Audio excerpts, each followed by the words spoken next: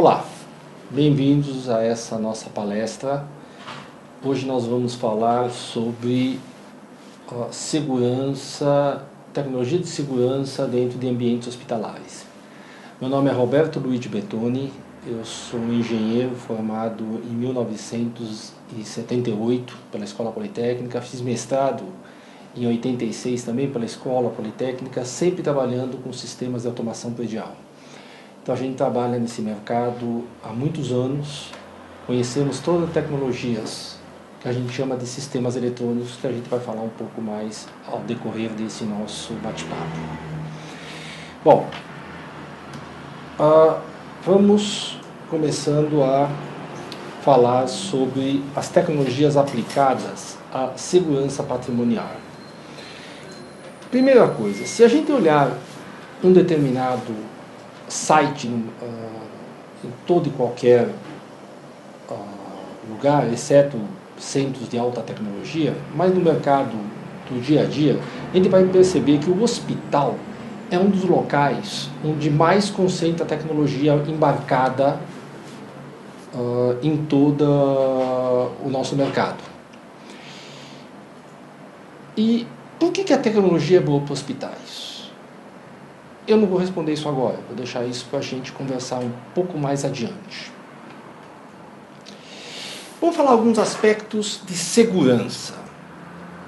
Primeiro, a taxa de crescimento. Se a gente olhar ao longo de todos os anos, exceto no período de 2008 e 2009, que houve a recessão mundial, o crescimento da segurança ele é constante e gira em torno de 20% a 25% todo ano. Esse ano, apesar da crise que nós estamos vivendo, espera-se também que tenha um crescimento para o mercado de segurança. Bom, qual é a meta que o hospital tem em termos de segurança? Obviamente, primeiro, é proteger o patrimônio. Segundo, é melhorar a segurança dos pacientes e do staff. Terceiro, aumentar a satisfação dos pacientes. Com isso, a gente tem uma melhora da produtividade e uma retenção do staff. E, por fim, isso acaba gerando uma melhoria no desempenho financeiro de todo o hospital. Bom, o que a gente chama de sistemas eletrônicos nos hospitais? Onde tem tecnologia não hospitalar, porém uma tecnologia que dá subsídios, que dá toda a segurança que nós estamos falando e toda a tecnologia em termos de controle dentro de um hospital. Primeiro, telecomunicações. Na parte de segurança especificamente, circuito fechado de televisão, controle de acesso, sistema de detecção alarme de incêndio. Temos o gerenciamento de utilidades, também chamado de Building Management System, ou mais resumidamente BMS. Chamadas paciente-enfermeira, relógio central, áudio e vídeo e sonorização. Por que eu separei áudio e vídeo de sonorização? Não é tudo a mesma coisa? Não.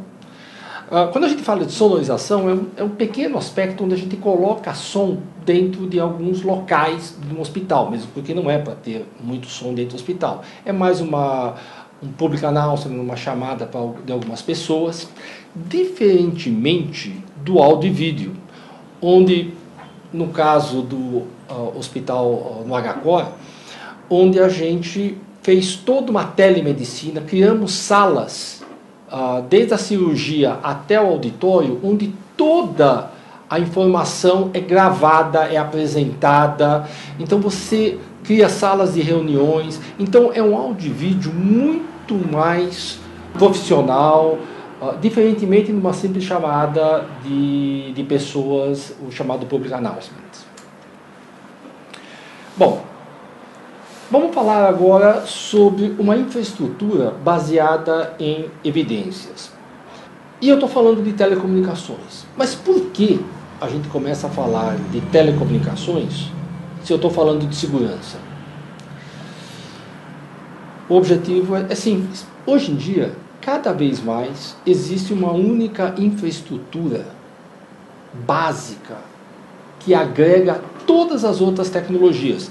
Então, hoje, a telecomunicações ela é base para televisão, para BMS, para circuito fechado de televisão, para controle de acesso, para toda a telefonia. Hoje toda a telefonia está indo para IP, toda a parte de áudio e vídeo, cronometria e assim por diante. Então a gente percebe que a infraestrutura básica para tudo que a gente for falar daqui para frente concentra-se na parte de telecomunicações. E aí você vai ver, mas detecção e alarme de incêndio não faz parte? Infelizmente, por uma questão de normas, no Brasil é proibido colocar detecção e alarme de incêndio dentro de uma estrutura de telecomunicações. Ele tem que ter toda uma infraestrutura à parte. Em alguns países isso já não é mais um obstáculo.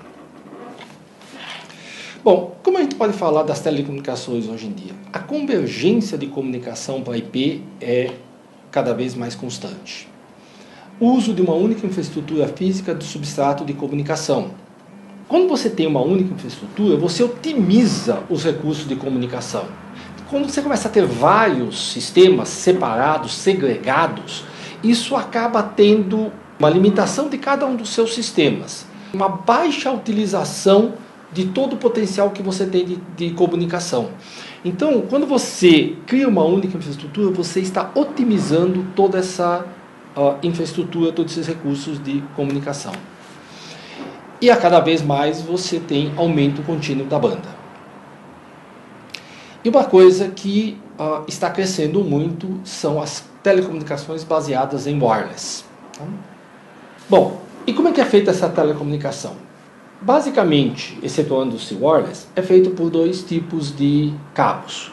Um, o chamado par metálico, o outro por fibra ótica.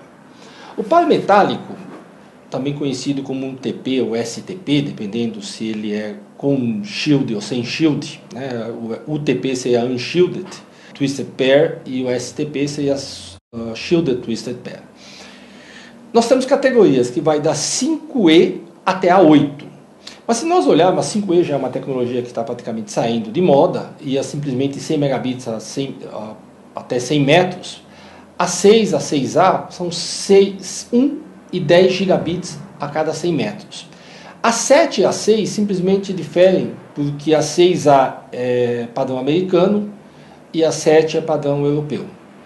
E a 8, se a gente olhar, está em desenvolvimento, e nós percebemos que só tem 40 gigabytes a 30 metros.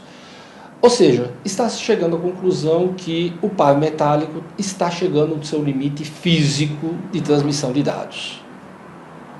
Está realmente batendo no seu limite máximo. E aí entram as fibras óticas. As fibras óticas, nós temos 40 gigabits até 550 metros. Temos tecnologia chamada FTTX.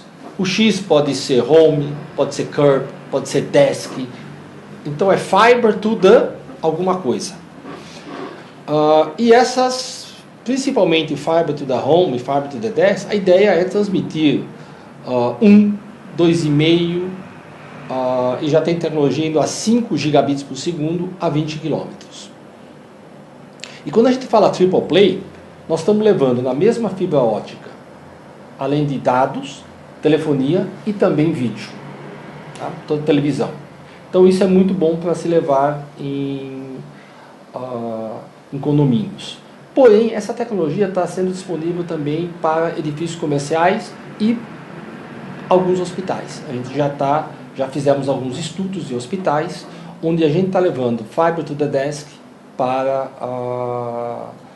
a cama do paciente, para os pontos dos médicos e assim por diante. Existem dois tipos de fibras ópticas, as chamadas monomodo, que tem, a multimodo, que são 2 diâmetros, 62,5 e 500 microns, onde a luz se propaga rebatendo nas paredes. E a single modo, que a luz se propaga diretamente em linha reta, porque tem um orifício bem menor para passagem de luz.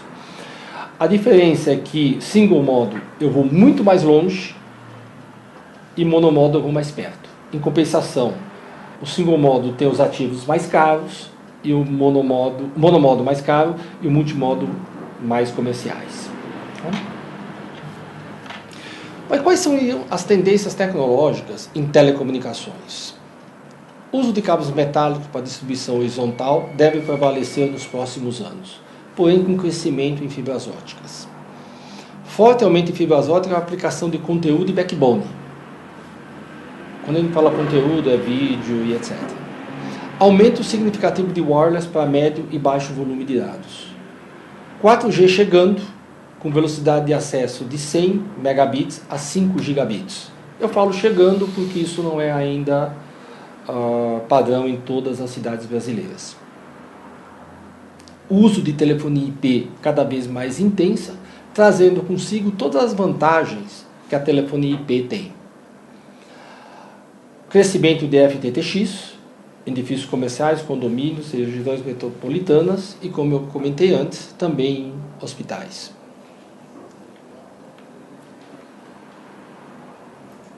Bom, o que a gente pode imaginar? Começamos com 1 gigabit, crescemos para 10 gigabits e agora a tecnologia está em 40 gigabits por segundo. Obviamente, muito mais em fibra ótica. E para onde nós vamos? Bom, a tendência agora é chegarmos em 100 gigabits, já existe produtos comerciais a 100 gigabits, em estudo 400 gigabits, no futuro vai ser 1.600 e daí a gente não sabe mais prever o que vai acontecer.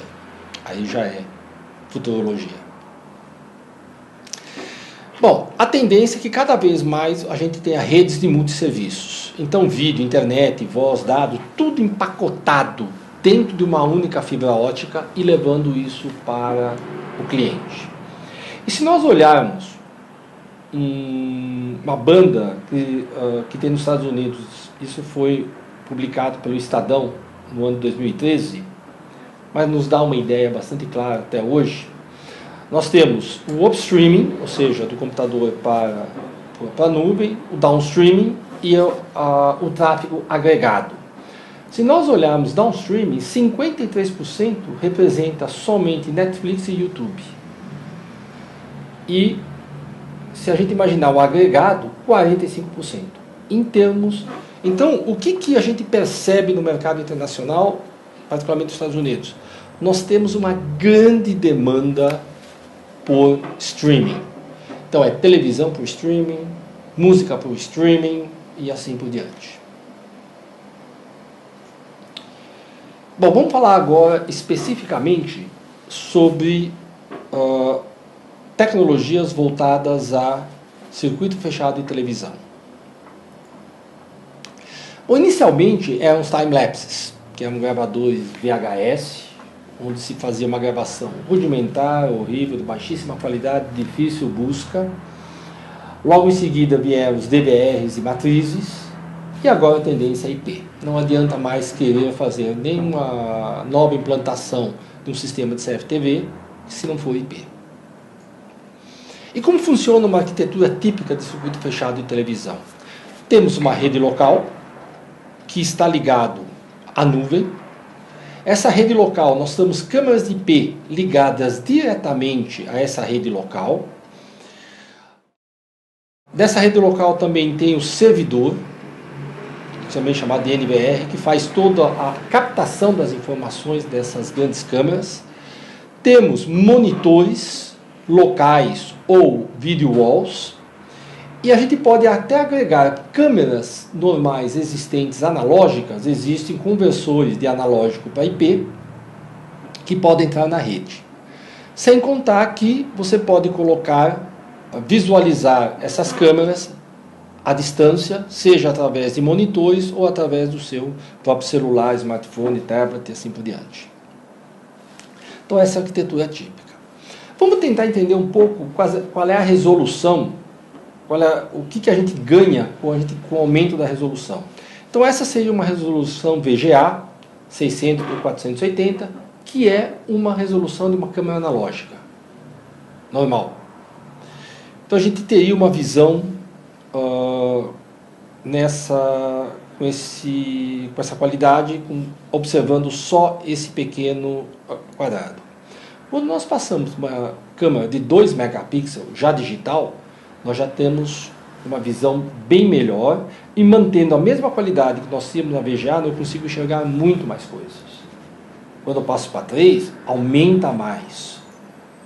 5 megapixels, eu tenho uma visão muito ampla, com qualidade, e eu consigo verificar tudo o que está acontecendo.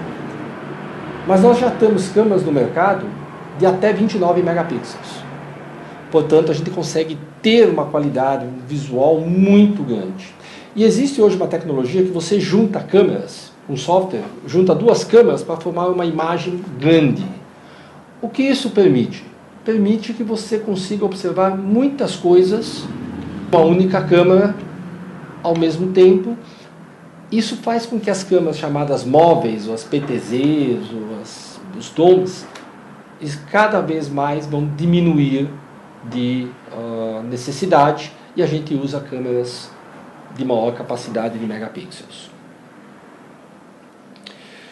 Bom, quando a gente faz um projeto de um circuito fechado de televisão, nós temos alguns campos de visão.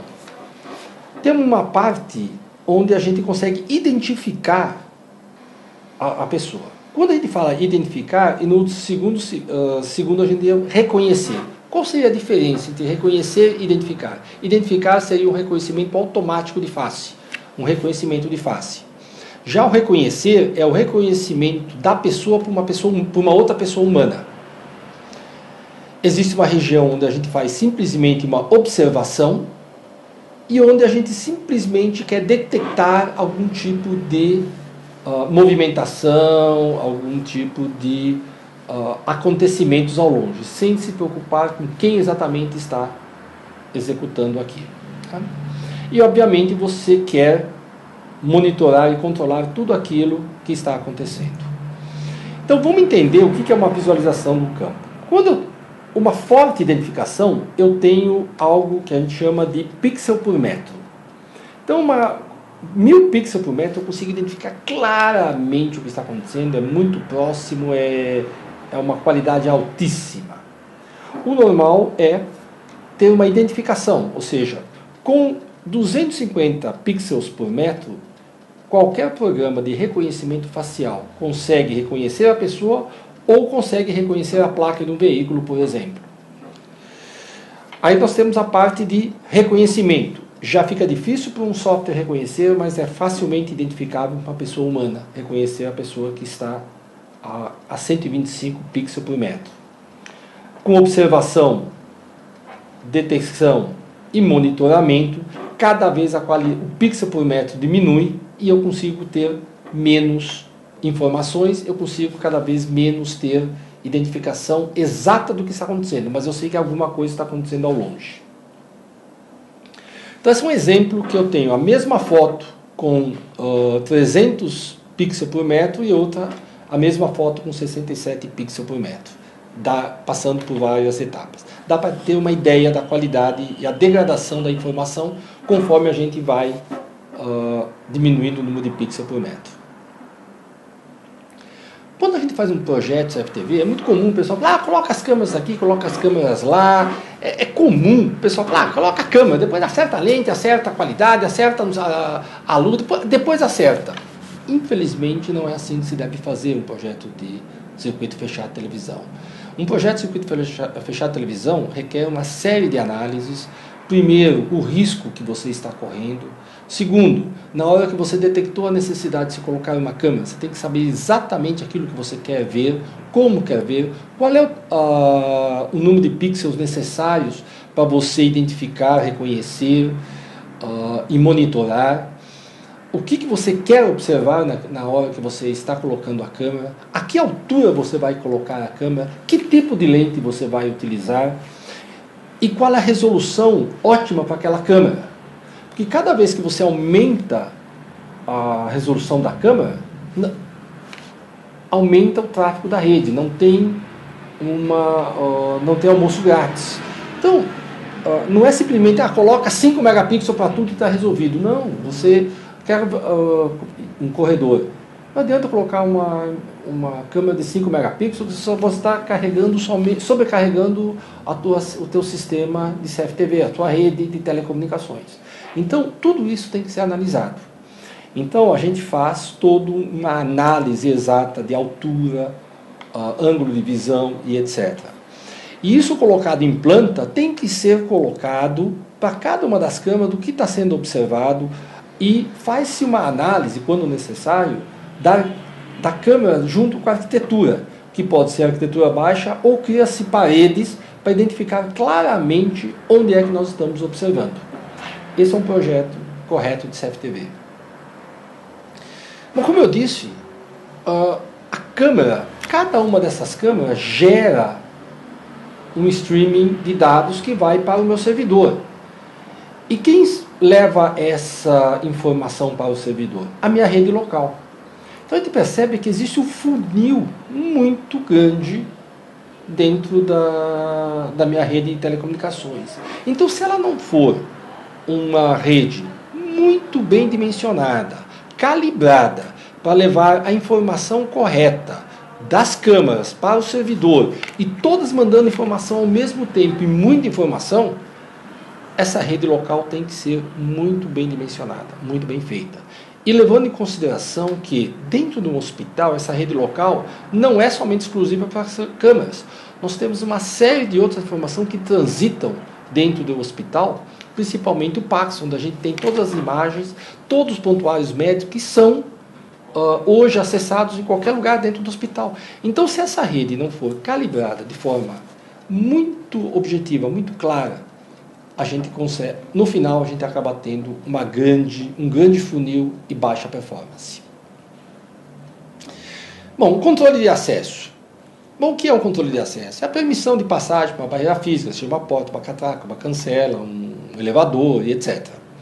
E como é que é feita essa passagem? Qual é o instrumento de requisição? Pode ser desde uma simples chave, uma senha numérica com teclado, um cartão de identificação, mais conhecido como crachá, ou uma identificação biométrica.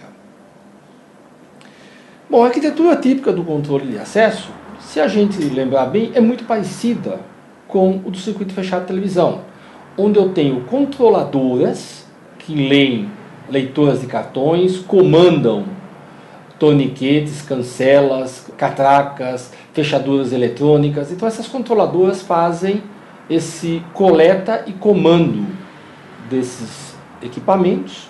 Isso vai novamente para uma rede local, que vai para um servidor, que eu posso ver o que está acontecendo através de monitores ou através da nuvem, chegando a controlar a distância ou monitorar a distância coisas que estão acontecendo no meu empreendimento. Tá? E novamente, a gente tem várias controladoras, cada um tomando conta do seu instrumento, indo para um servidor, passando pela rede local. Novamente, mais um funil. A biometria. A biometria ela é dividida na parte como fisiológica ou comportamental. E temos algumas biometrias que são usuais no mercado e outras não usuais. As usuais, as fisiológicas, seja a digital, íris, a mão, a face. E as comportamentais, voz e assinatura. Tá? Então nós temos, por exemplo, a mão, nós temos a geometria da mão sendo medida. E com isso, ele reconhece. Se nós passarmos de um reconhecimento de geometria da mão para uma de íris, obviamente a de íris é muito mais precisa, porém mais cara. A geometria da mão é muito boa quando a gente está numa piscina, por exemplo. E uma biometria de íris quando a gente tem um acesso a um local de extrema segurança.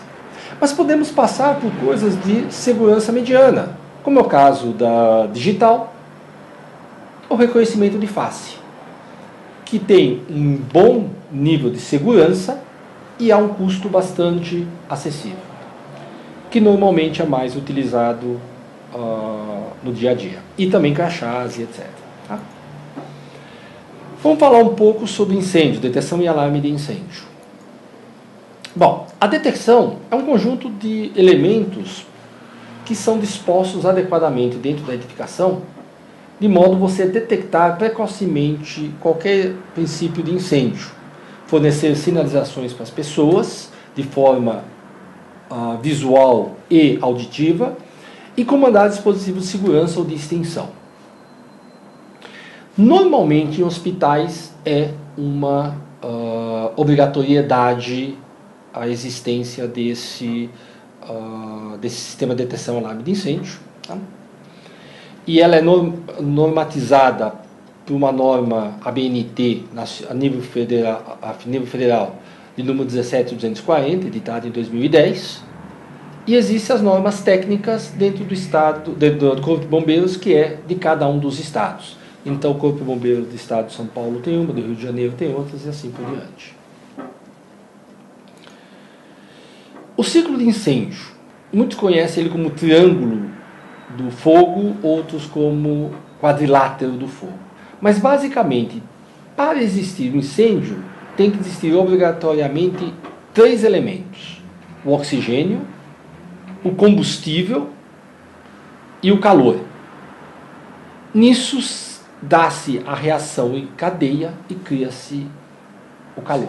Nós temos que ter, pelo menos, o oxigênio. A nossa composição de ar está dividida de 21% oxigênio, 78% de nitrogênio e o resto de outros gases, monóxido, dióxido, etc. Depois a gente vai voltar o porquê que eu comentei sobre isso no ciclo de incêndio.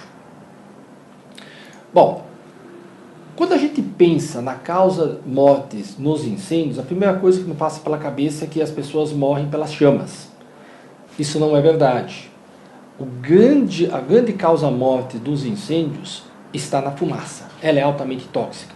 Normalmente, a queima de componentes que estão presentes no nosso dia a dia cria um gás tóxico que normalmente é o que nos leva a maior parte das pessoas a morrerem em incêndios. A exemplo do que aconteceu na Kiss, em Santa Maria.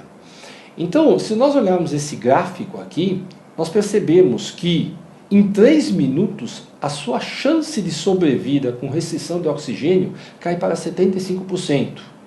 E entre 5 e 6 minutos já está em 25%. De 6 minutos em diante, a chance de morte é muito grande. Então, fumaça é o pior elemento, seguido das chamas propriamente ditas, e acidentes, pessoas são pisoteadas, tem pessoas que morrem do coração por causa do que está acontecendo e outras causas similares. Mas essas são as grandes causas mortes. Tá?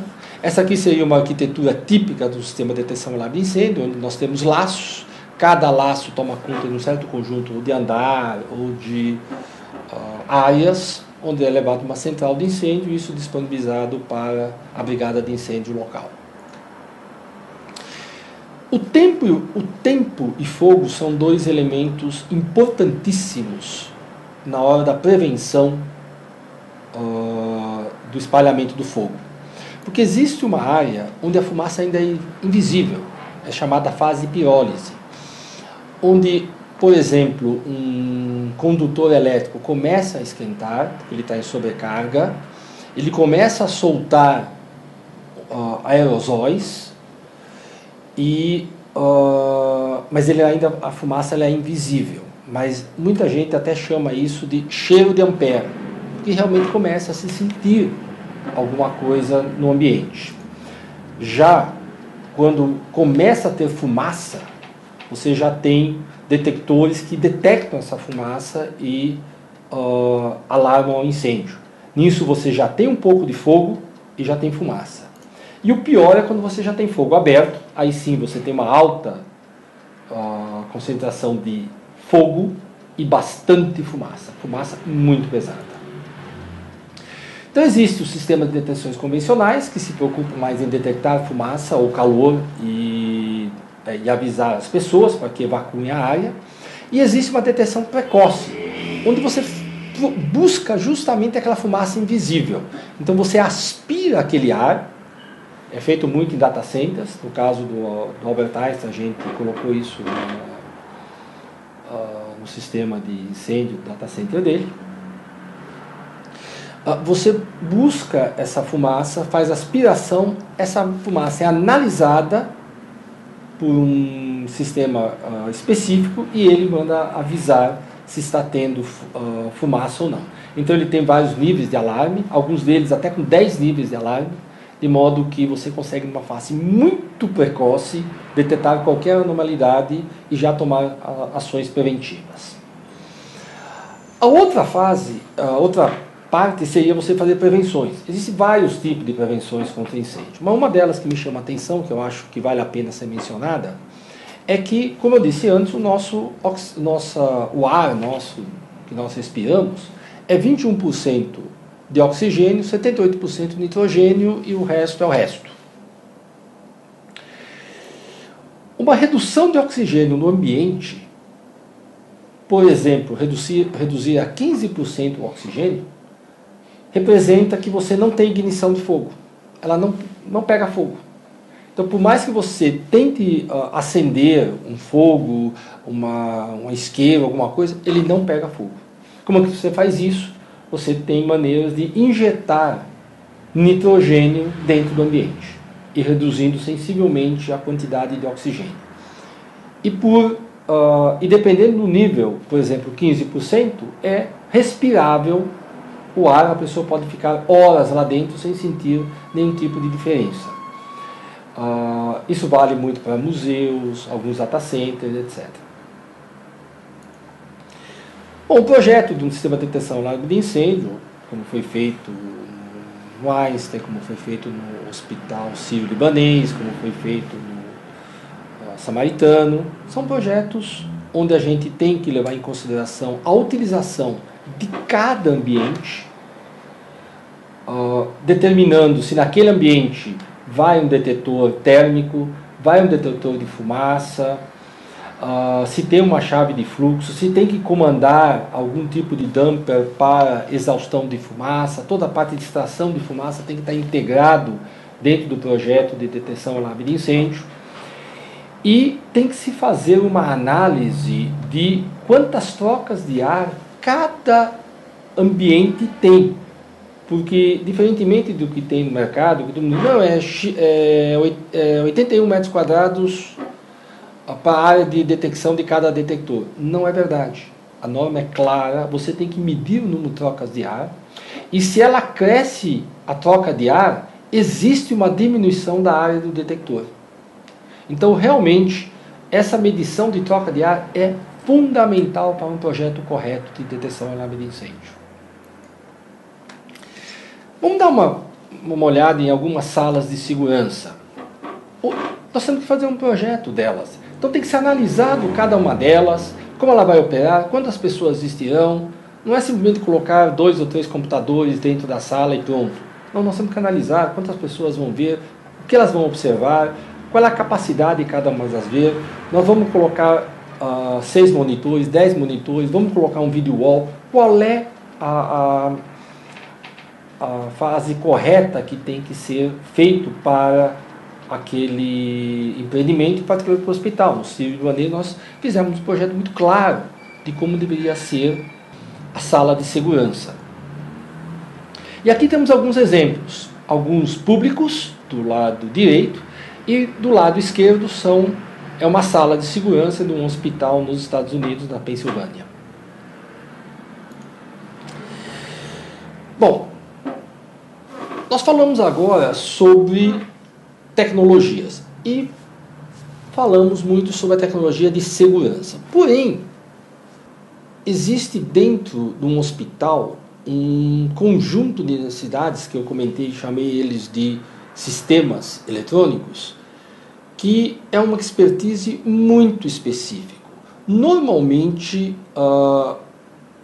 as pessoas, os hospitais, os investidores, o mercado como um todo, buscam empresas especializadas para que faça a consultoria e um projeto específico para aquele empreendimento. É muito comum, às vezes, encontrar para economias, etc., nem vou entrar no mérito, a projetista elétrica vai fazer uma infraestrutura seca. O problema é o seguinte, fazer uma infraestrutura seca é você ter um carro só com lataria, sem motor. Ele não tem inteligência, ele não tem aquele recheio que faz a diferença. Todo mundo sabe que na hora que nós colocamos não tem motor, já o carro já não anda. Mas tem que saber dimensionar. Eu não vou colocar num chassi de uma Ferrari um motor 1.0. Ou vice-versa, eu não posso colocar no chassi de um Beagle um motor de uma Ferrari. Tem que acertar. Então a infraestrutura ela é uma coisa muito fraca. Você tem que imaginar que você tem que estar uma infraestrutura recheada, baseada em evidências, com tecnologia, com inteligência. E para isso, uma empresa de projetos e de consultoria especializado faz toda a diferença de um projeto que pode virar problema para um projeto que com certeza vai ter sucesso. Uma implantação problemática no futuro para uma implementação de sucesso ao longo dos anos. Normalmente, a parte intelectual custa de 3 a 5% de todo o empreendimento. Na hora que você tenta economizar nesse lado, você está comprometendo 95 a 97% de toda a infraestrutura, de tudo aquilo que você está colocando dentro do seu hospital. E mais ainda, uma decisão errada numa fase precoce vai ser uma coisa que vai se perpetuar em toda a vida útil do hospital. Vai se conviver com aquele problema e o custo de reparo com o hospital em operação é muito maior que se ela for pensada numa fase inicial.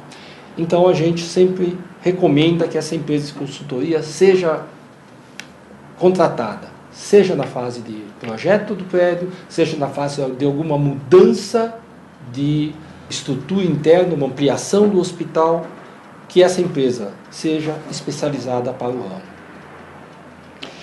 E essa é uma parceria de sucesso. A empresa consultora com o hospital é sempre uma parceria de sucesso. A gente tem algumas parcerias bastante fortes, Hospital Sírio-Libanês, Albert Einstein, Samaritano, IGESP. Então a gente tem algumas coisas que a gente se orgulha de ter trabalhado junto. Temos outros. Tá? E por que a gente tem esse motivo? Quais são os motivos que levam ao sucesso? Primeiro, que essa empresa consultora, projetista, conhece o modus operandi do hospital. Ele conhece as tecnologias correntes e futuras de mercado. Ele vive disso, respira isso todo dia. Ele tem experiência nas necessidades de infraestrutura hospitalar, baseada em evidências. Ele auxilia o hospital na tomada de decisões tecnológicas. Ele tem uma parceria estreita com o hospital. Ele está presente no hospital diuturnamente, na operação e não somente na fase de projeto ou implantação. Não adianta você contratar uma empresa, fez um projeto, tchau. Ah, não, eu quero o projeto mais a implantação, tchau. Não, na realidade existe um processo que é melhoria contínua. Cada vez mais a gente pode melhorar isto. Bom, qual é a grande vantagem de hospitais contratar essa empresa de consultora, projetista, com conhecimento de tecnologias? Evitar uma coxa de retalhos. Bom, e por que contratar a empresa consultora de projetos? Para evitar exatamente a colcha de retalhos que a gente encontra no mercado. É muito comum projetos emendados, retalhados, um não se conversa com o outro. A grande vantagem de se ter um projeto e uma consultoria integrada é justamente isso, evitar essa coxa de retalhos. É garantir que os sistemas todos são sinérgicos e que garantem uma melhor performance para o empreendimento. E como isso acontece? Para cada vez que existe ou um projeto novo, ou uma ampliação, ou uma modificação, existe o que a gente chama de círculo virtuoso da empresa da consultoria na operação hospitalar. Essa empresa faz a análise, faz o planejamento, executa o projeto, acompanha a implantação, acompanha a operação e, em função disso, gera uma retroalimentação para uma futura análise, planejamento, novo projeto, uma nova implantação e uma otimização na operação. Esse é um ciclo virtuoso que cada vez mais melhora na operação hospitalar. E respondendo à pergunta inicial, sim, a tecnologia é boa para hospitais, desde que bem planejada e implementada, conduzida por profissionais experientes na área tecnológica e com conhecimentos da dinâmica hospitalar. E por fim, falando rapidamente da Betone, é uma empresa de projetos e consultoria que atua na área de sistemas eletrônicos, da automação predial, passando por telecomunicações, segurança e áudio e vídeo profissional. Temos orgulho de ter clientes de expressão nacional, como o Hospital Sírio-Libanês, o HCOR, o Albert Einstein, Samaritano, Hospital Samaritano, Hospital IGESP, o Total Core, a Amil e assim por diante. Então esse é nosso trabalho, somos uma empresa de consultoria e estamos à disposição para aquilo que puder ajudá-los. Muito obrigado pela atenção de vocês, agradeço todo esse tempo que vocês despenderam com a gente.